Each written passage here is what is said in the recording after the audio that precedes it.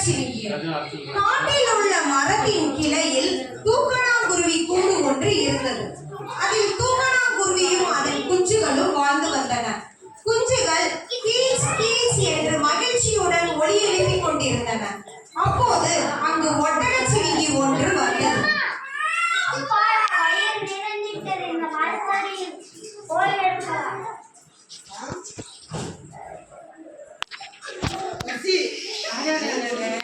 குருவி குஞ்சுகள் மகிழ்ச்சியாக ஒலி எழுப்பிக் கொண்டே இருந்தன.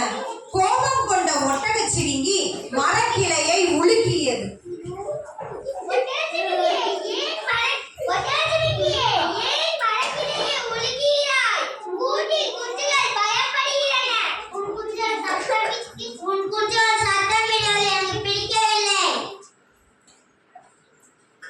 மீண்டும் கிளையை வேகமாக ஒட்டகச்சிவிங்கி உலுக்கியது. என்ன செய்வது என அறியாமல் தூக்கணாங்குருவி தவித்தது. அருகில் உள்ள குளத்தில் வாழும் தன் நண்பன் தவளையிடம் தன் நிலையை கூறியது.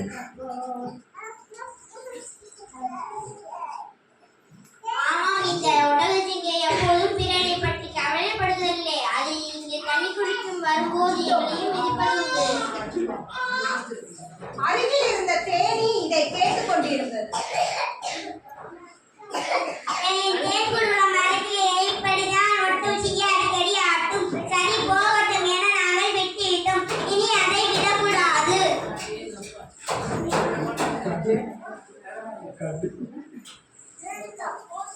தூக்கணாங்குருவி, தவளை, தேனி மூன்றும் சேர்ந்து ஒரு திட்டம் தீட்டின.